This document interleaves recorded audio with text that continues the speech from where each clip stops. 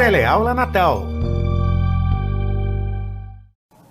Olá, alunos!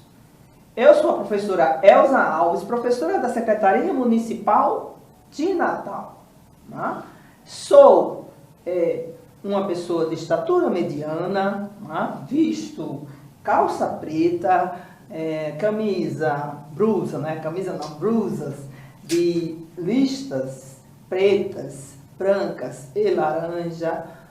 Uso óculos, não é? Tenho os cabelos assim com umas mechazinhas, né? Curto, né?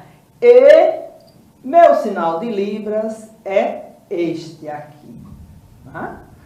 De Elza Alves. Então, hoje, na aula de hoje, nós vamos continuar, é a aula 27, nós vamos continuar com os elementos da narrativa 2, não é? Então, vamos lá. Para iniciar, nós temos que pegar os nossos materiais para nos preparar. Então, veja lá, o que a gente vê aí são duas imagens. Na primeira, você tem um caderno, né, com uma caneta, um caderno aberto, não é? Com as páginas em branco e assim, na beirinha você tem V azul e a caneta que está em cima é um azul clarinho e um azul mais escuro no meio. E do outro lado você vai ver, do lado direito meu, tá? Você vai ver o livro de vocês, que tem 2 meninos, tem o 9º ano, se liga na língua. Tá? Então pegue o material para anotar. Não esqueça também do celular para tirar as fotos que precisar para que vocês possam tirar as dúvidas depois, quando chegarem às atividades. Então, este conteúdo também trago de novo a imagem do livro de vocês.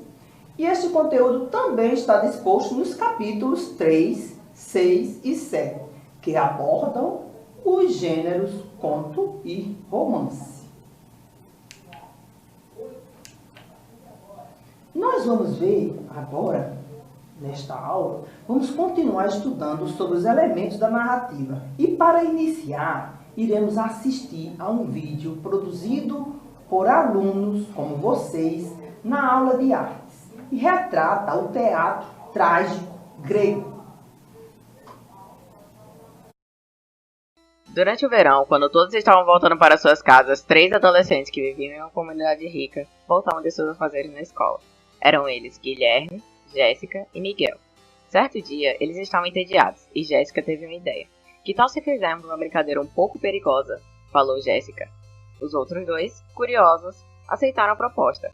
Assim começa a nossa história sobre como 3 amigos se envolveram em um desaparecimento, um assassinato e uma eterna culpa.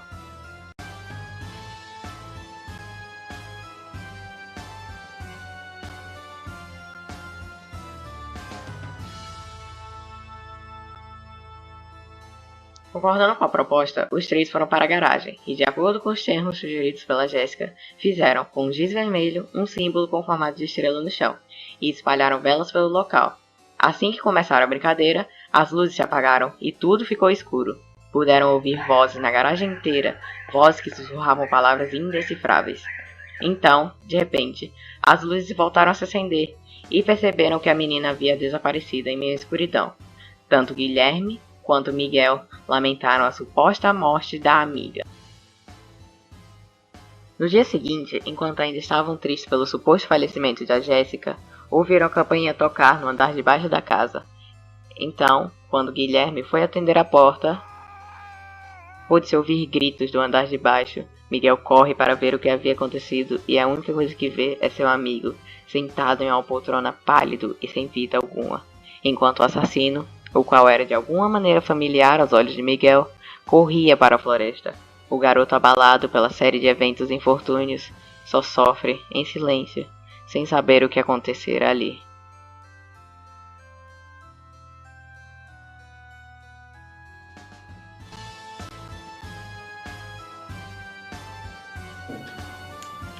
Observamos vários elementos elementos da narrativa no vídeo que vocês assistiram. Nós vimos o espaço que passa lá na escola, na casa, o tempo que ele disse que foi no verão, as personagens que são Miguel, Guilherme e Jéssica, e o enredo, que é a situação inicial, o conflito, o clímax e o desfecho. O narrador observador, que ele só conta como se estivesse assistindo aquele evento ou aquele fato. E já vimos que as personagens podem ser construídas de acordo com suas ações e seu caráter.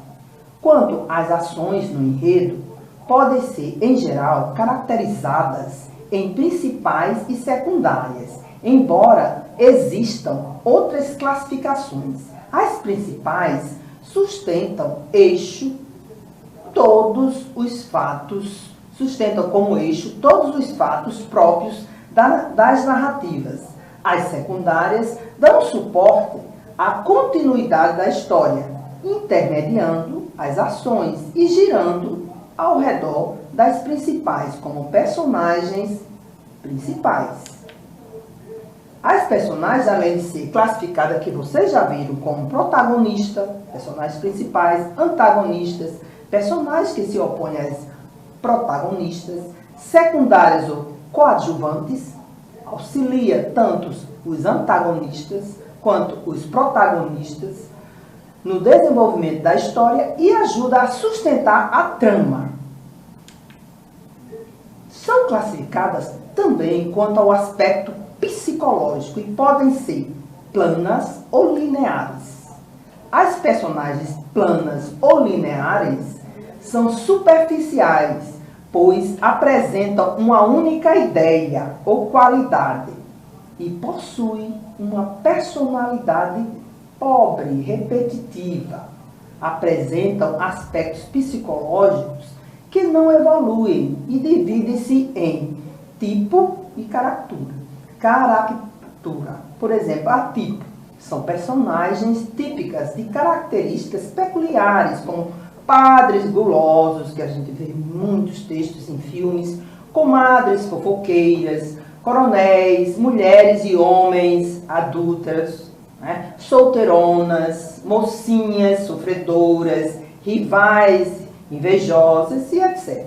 E caricatura são personagens que apresentam desvio de personalidades propositais, a fim de dar ocasião ao cômico, ao ridículo, ao satírico.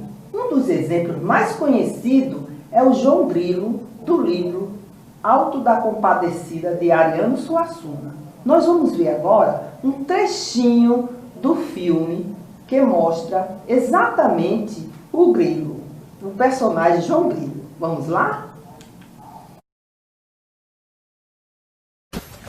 Bom dia, seu Cabo. Está bonzinho? Oxe, rapaz, que intimidade é essa comigo? Que foi, seu Cabo 70? A gente não pode nem dar bom dia? Isso é uma regra de civilidade e cortesia. É ou não é? Se tem uma coisa que eu não gosto é de gente que fala é ou não é. Eu fico tinino. E é? É. É que esses ditadozinhos, esses viciozinhos que a gente pega são danados. É ou não é? Olha que hoje você dorme aqui na cadeia. Tô doidinho pra botar um na chave. Quem precisa dessa valentia toda? Eu queria ver essa conversa, era pra prender Vicentão. Você tá insinuando que a autoridade aqui presente, o Cabo 70, tem medo de um valentão?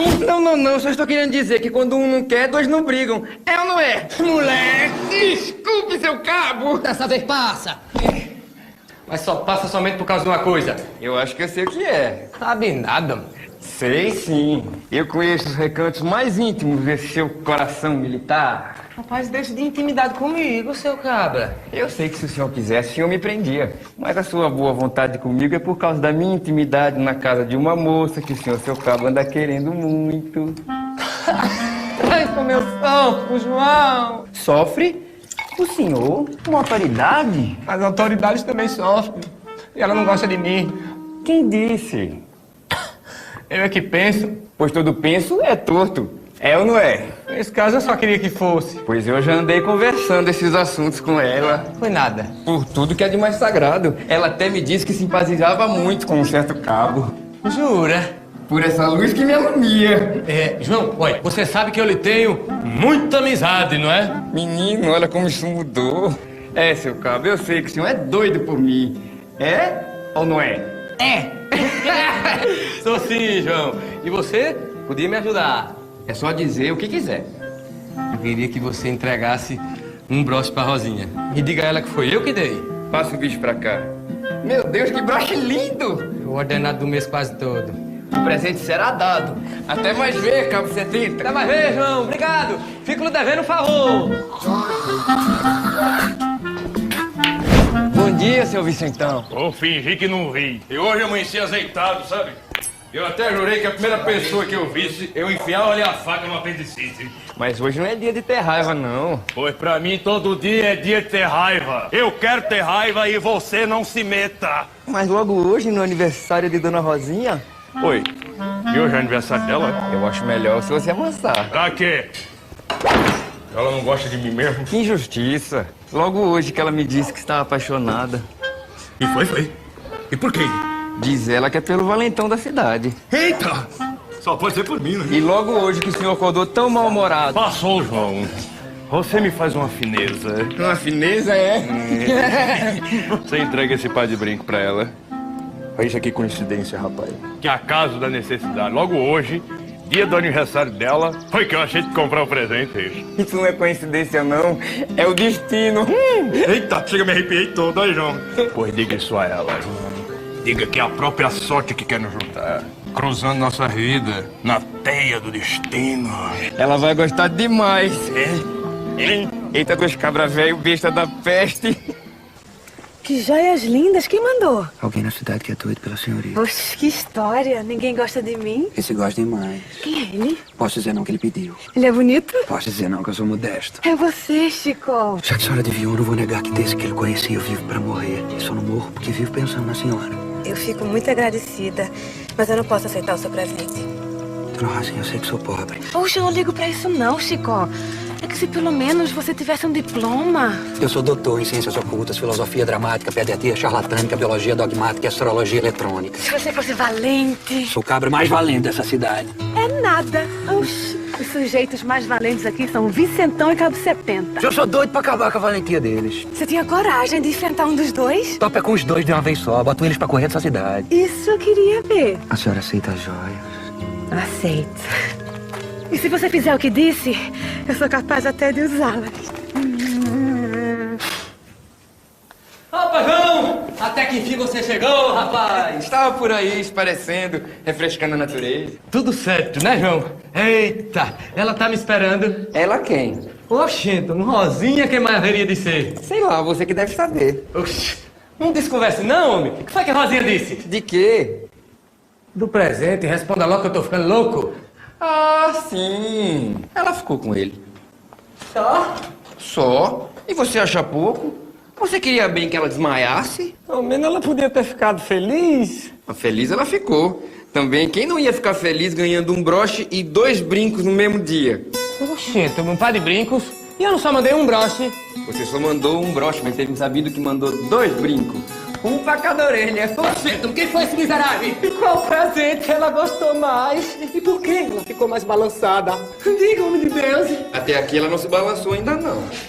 Mas eu sei que Dona Rosinha tem gosto por homem valente e diz que fica com aquele que desafiar o outro e for o vencedor. Pois me diga quem é esse miserável, que eu vou agora comer os fígados e arrancar os corações. Ele só tem um, cara. Oxente, foi arranja-se outro, eu arranco os 2. Não interrompa minha raiva não na hora que eu estiver falando, viu, seu João?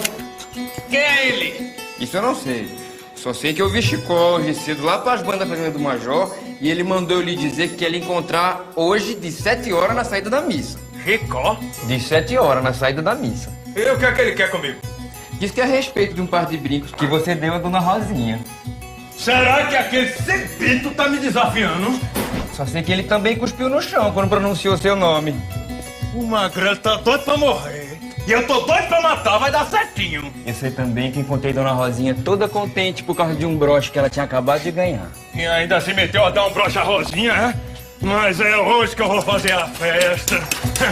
Eu vou estraçalhá-la. Bom, a gente viu lá que o João Grilo, não é um personagem caricaturado, não é? Porque ele faz sempre algo para fazer as pessoas sorrirem e também sempre com a intenção, não é? Ele faz aquilo por fazer, ele faz sempre com a intenção, não é? Então, nós vamos agora para as personagens que são chamadas personagens redondas. Mas voltando um pouquinho para o João Grilo, a gente vai ver que ela é uma personagem linear, não é? Por quê? Porque é uma personagem que ele não muda, ele tem aquele comportamento, se vocês assistiram o Auto da Compadecida, vai ver que ele tem sempre aquele comportamento do início ao fim. Já as personagens redondas são denominadas de multiformes, não? Na maioria das vezes surpreende o leitor, porque evoluem na narrativa e pode ser caractere, são personagens cuja complexidade se acentua, gerando conflitos insolúveis. É o caso das personagens clássicas, como Prometeu, que furta o fogo sagrado dos deuses e alia-se aos mortais. Medeia, que mata os filhos, apesar de amá-los, para vingar do marido. Tá? São ações, né, que a gente acha assim, que são algo que não é que a gente possa aceitá-las. Não é? Então, são ações que não são aceitáveis na nossa sociedade. E símbolos são personagens que parecem ultrapassar a barreira do mero humano, transcendem, ostentam profundidade psicológica e multiplicidade de ações. Diadorim, de Grande Sertão, Ferreira do Grande Sertão, o Diadorim é uma personagem, né, que ele é companheiro de lutas de Riobaldo, representa as diversas ambiguidades e paradoxos que se apresentam na obra. É, ao mesmo tempo, personificação do bem e do mal, né? Do feminino e do masculino, da certeza e da dúvida. Né? Na verdade, enquanto as planas, elas são aquelas que não mudam de comportamento, as redondas, elas vão mudar. Às vezes, elas mudam para um comportamento mais, que a gente chama para o bem, outros para o mal, e outros continuam. Aqueles que são mal, o vilão, ele continua. O vilão, às vezes, eles podem até modificar o comportamento. Essas são as chamadas personagens redondas. E o foco narrativo, ele caracteriza pela posição do narrador em relação ao texto. E pode ser interna ou externa. A interna é quando o narrador, personagem, protagonista, né, ou secundário. Ela é interna quando o narrador é personagem. E ela é externa quando o narrador é observador ou onisciente, que não participa da história, apenas sabe e conta o que acontece com os personagens. Isso você viu lá na aula do conto. Né? E está no capítulo 6 do livro de vocês. Agora eu trouxe o texto, o lixo. Veja. É um texto formado por diálogos. Tem-se. Encontram-se na área de serviço, cada um com o seu pacote de lixo. É a primeira vez que se fala. Bom dia, a senhora é o de 610? E o senhor do 612? Eu ainda não lhe conhecia pessoalmente. Pois é, desculpe a minha indiscrição, mas tenho visto o seu lixo. O meu o quê? O seu lixo. Reparei que nunca é muito. Sua família deve ser pequena. Na verdade, sou eu. Notei também que o senhor usa muito comida em lata. É que eu tenho que fazer minha própria comida. Como não sei cozinhar, entendo. A senhora também me chama de você. Olha só, aqui nós temos um diálogo entre duas pessoas. Esse é um tipo de texto em que há o discurso. Né? E nós vamos ver agora os tipos de discurso. Veja bem, o texto lixo é uma crônica narrativa. Esse texto, é composto por diálogo. Todo ato lógico de comunicação entre dois elementos, locutor, pessoa que fala, interlocutor que ouve, aí você muda, não é? De discurso, a pessoa que é interlocutor, quando fala, ele passa a ser locutor e aí vai. Denominamos de discurso, seja ele oral ou escrito. Não é? O discurso é formado por frases que são suas unidades básicas em uma sequência lógica de ordenação, apresentando coesão e coerência, que são os requisitos básicos para a sua significação. Para melhor compreensão do texto, é necessário conhecer os diferentes tipos de discurso empregado pelo narrador e o contexto em que se inserem as personagens. Há 3 tipos de discursos, por meio dos quais o narrador pode registrar o que as personagens falam, que são eles: discurso direto, indireto e o indireto livre.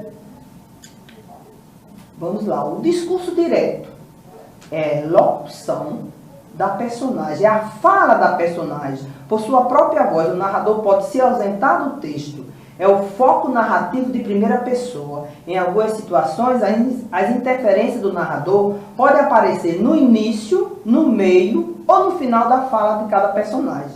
Para marcar o discurso direto, pode-se usar travessões ou aspas. E, nesse caso, cada novo discurso pode corresponder a um novo parágrafo.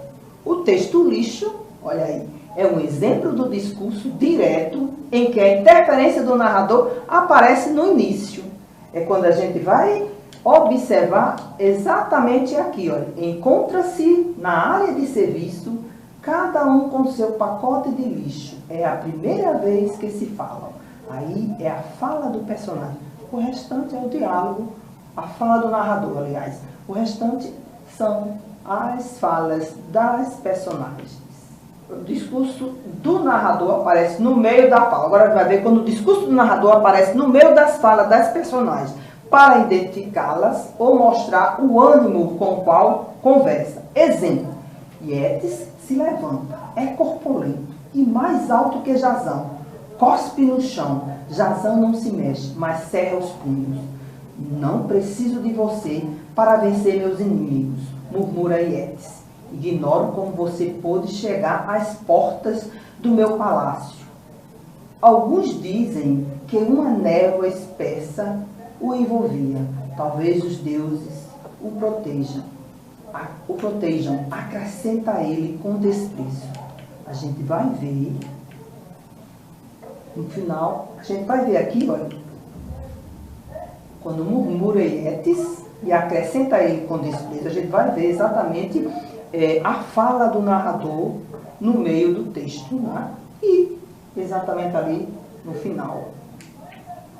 E aqui no final também, as falas das personagens. Como vão meus filhos? Pergunta Medeia com um sorriso.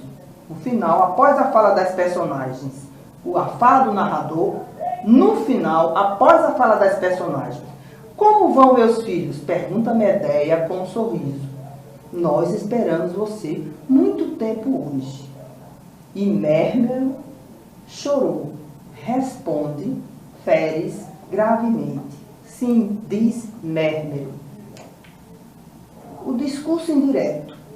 No discurso indireto, o narrador interfere na fala da personagem. Em outras palavras, é narrado em terceira pessoa, uma vez que não aparece a personagem, a fala da personagem. Exemplo, o exemplo é do livro da página 89 do livro de vocês. Aquele texto da leitura 2 de Bruno faz uma descoberta.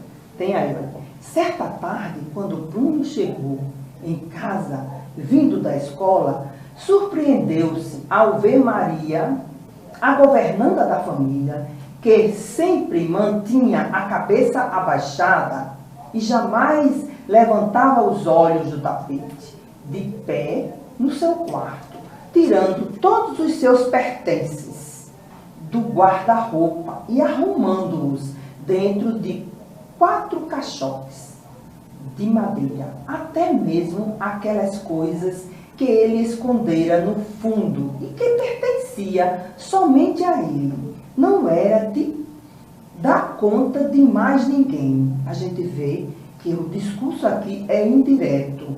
Por quê? Porque o narrador não interfere, é em terceira pessoa. Né? Ele está contando a história de outro. E o discurso indireto livre. O que é isso? É a fusão da fala do narrador com a fala do personagem. Representa a função do narrador com o personagem, de modo que nem sempre fica claro se a fala é de um ou de outro. Esse discurso representa a fala da personagem, ainda não proferida, que está no fluxo de consciência com intromissões do narrador. Costuma revelar as angústias, os questionamentos, as introspecções e as reflexões das personagens.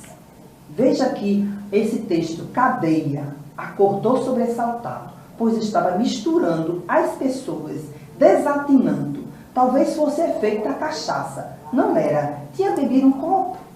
Um tanto assim, 4 dedos. Se lhe desse tempo, o que passara? Ouviu um falatório desconexo do bêbado.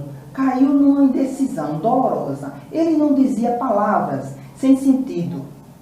Ele também dizia palavras sem sentido. Conversava à toa, mas irou-se com a comparação. Deu marradas na parede. Era bruto? Sim, senhor. Nunca havia aprendido. Não sabia explicar-se. Estava preso a isso. Como era? Então, metesse um homem na cadeia porque ele não sabia falar direito? Que mal fazia a brutalidade dele. Vivia trabalhando como um escravo. Desentupia o bebedouro. Consertava as cercas. Curava os animais. Aproveitara um casco de fazenda sem valor. Tudo em ordem, podia ver. Tinha culpa de ser bruto? Quem tinha culpa? Nota-se no exemplo que o trecho acordou sobressaltado e ele dizia palavras sem sentido e conversava à toa, são falas do narrador, que conta a atitude de Fabiano diante do pensamento de estar preso por ser bruto e não saber se expressar. Já as outras passagens, como era bruto, sim senhor, nunca havia aprendido, não sabia explicar-se, estava preso por isso. São interrogações de Fabiano. Fabiano, que é a personagem principal que estava preso, diante da injustiça que sofria.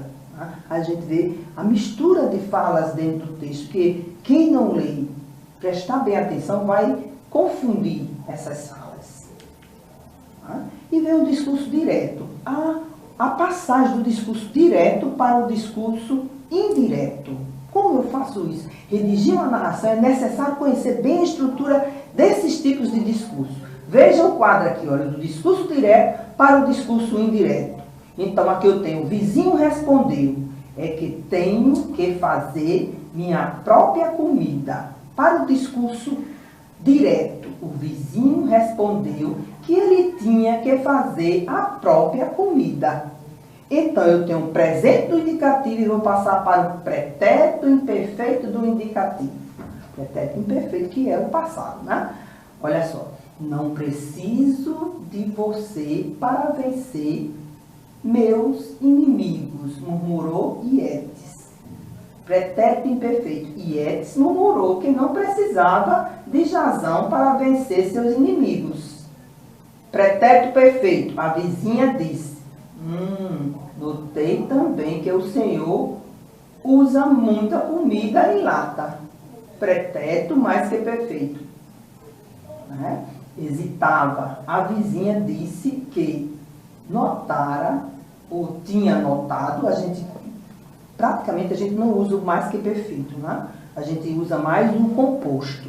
A gente não usa notara, a gente tinha notado também que ele usava muita comida em lata.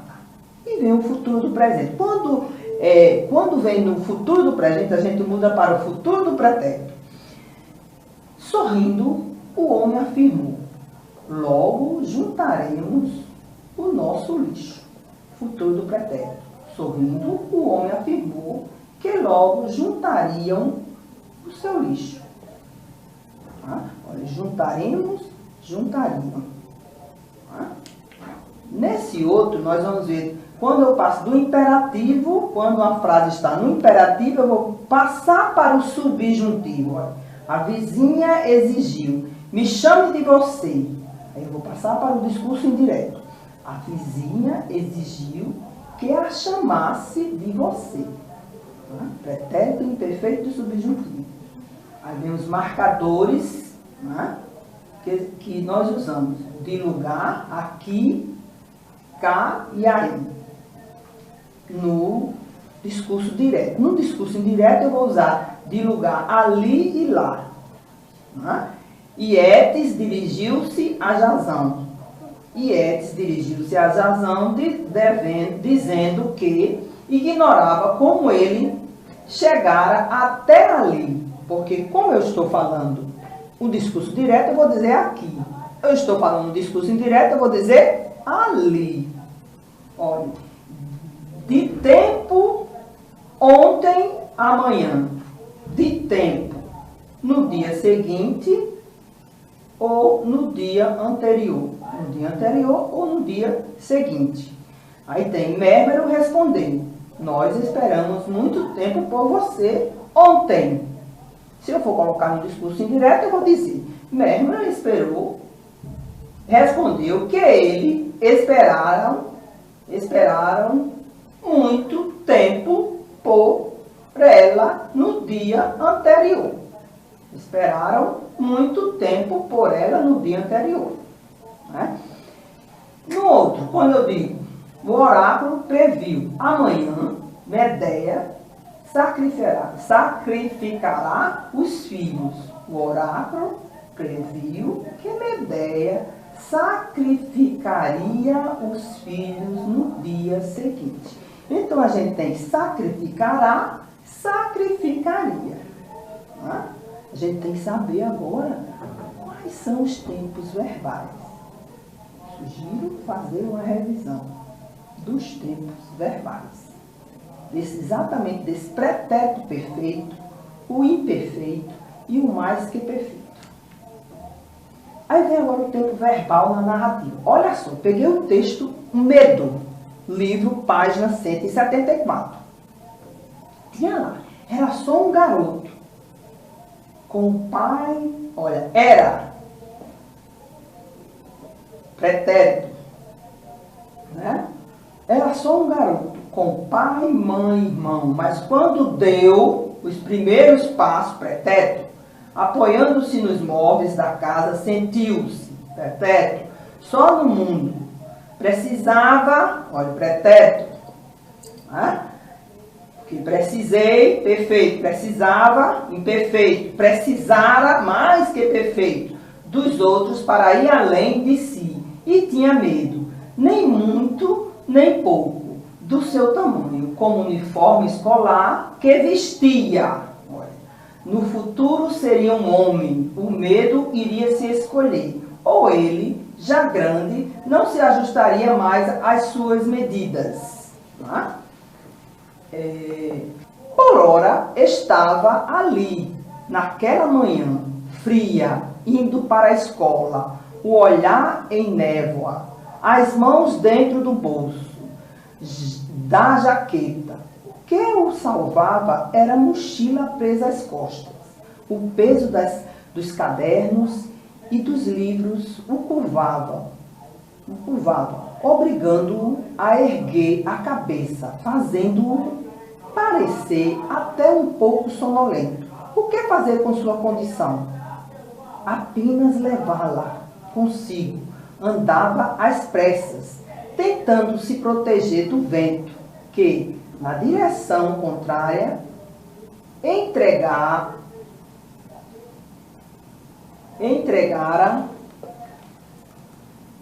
enregelava-se seu rosto. Queria aprender urgentemente. Isso aí, emprego dos tempos verbais próprios da narrativa. O tempo predominante nas narrativas é o pretérito em todas as suas modalidades. O pretérito imperfeito do indicativo exprime um ato anterior ao momento que fala, mas não o toma como concluído. acabado. Utiliza-se este tempo quando o objetivo é expressar que uma ação está em andamento ou que as ações foram interrompidas. Exemplo, por ora estava ali, naquela manhã fria. Olha, estava. É importante destacar que na narração de lendas e fábulas, emprega-se o imperfeito do verbo ser para situar vagamente a narração. No tempo, veja, era uma vez duas pulguinhas que passaram a vida inteira economizando, comprando um cachorro só para eles. Olha, era, é só para marcar o tempo, não é? E o pretérito perfeito do indicativo exprime um fato já concluído anteriormente, no momento em que se fala. Exemplo, mas quando deu os primeiros passos, apoiando-se nos móveis da casa, sentiu-se só no mundo. O pretérito é perfeito porque é uma ação, olha, mas quando deu os primeiros passos, deu. É uma ação que já terminou, sentiu. Se eu disser sentia, é como uma ação que ainda continua, mas que continua-se no passado. E vem um pretérito mais que perfeito do indicativo, indica um fato. Esse é um pretérito que a gente não utiliza muito, nós brasileiros, não é? Pelo menos do Nordeste. Indica um fato passado, já concluído em relação a outro, também no passado. Esse tempo a gente usa mais o composto. Veja, eu trouxe aqui o exemplo do conto psicológico Medo, página 181 de Clarice. Veja, o instinto animal dentro dele não é rara. Na curva inesperada da estrada, entre os arbustos estava o chafariz de onde brotava num filete a água sonhada. O ônibus parou. Todos estavam com sede, mas ele conseguia ser o primeiro a chegar ao chafariz de pedra, antes de todos. Só para mostrar o verbo ali, é rara. O instinto animal dentro dele não é rara. A gente iria dizer, não tinha errado. E agora eu trago para vocês, agora veja a escrita de um texto de acordo com o foco narrativo. O foco narrativo é em terceira pessoa, narrador, observador, e o foco narrativo é em primeira pessoa, narrador, personagem. Veja, em menos de uma semana, o homem honesto ficou sem um tostão. Olha, ficou sem o que comer, com a casa vazia. Mas até aí, tudo bem, porque era culpa sua. O problema era que seu comportamento criava uma grande confusão. Ele deixava que lhe roubasse tudo e, ao mesmo tempo, não roubava ninguém. Assim, sempre havia alguém que, voltando para casa de madrugada, achava a casa intacta. A casa que o homem honesto devia ter roubado. O foco agora narrativo em primeira pessoa. Em meados de uma semana, fiquei, enquanto o outro fiquei sem nenhum tostão. Sem o que comer, com a casa vazia. Mas até aí tudo bem, porque era culpa minha. O problema era que meu comportamento criava uma grande confusão. Eu deixava que roubasse tudo e, ao mesmo tempo, não roubava ninguém. Assim, sempre havia alguém que, voltando para a casa de madrugada, achava a casa intacta, a casa que eu devia ter roubado. Essa é uma parte de um conto em que todos roubavam todo mundo, mas tinha uma pessoa que era honesta e ele não roubava ninguém. E todas as vezes que ele chegava à noite em casa, né, acordava pela manhã, a casa dele estava roubada. Então, para vocês verem aí, somente a troca do discurso, o discurso em terceira pessoa para o discurso em primeira pessoa e a mudança dos verbos. Nesta aula, estudamos as personagens lineares e redondas. Lineares, aquelas que não mudam o comportamento. As redondas, elas vão mudar o comportamento. Vimos a questão das lineares como o João Grilo, não é? O foco narrativo interno e externo, personagem, o interno, o personagem, o externo, o narrador personagem, o externo, narrador observador, o discurso direto, o discurso indireto e o discurso indireto livre. Né? O discurso direto são as falas das personagens, o discurso indireto, a voz do narrador, o discurso indireto livre, você tem tanto a voz do narrador quanto a voz das personagens, elas se misturando dentro do texto, dentro do enredo. E a transformação de um discurso direto em discurso indireto. E o tempo verbal na narrativa. Não é, gente? Então, aí, de onde eu pesquisei e até o próximo encontro. Dúvidas, procure o seu professor. Ele irá te ajudar. Bons estudos e até o próximo encontro.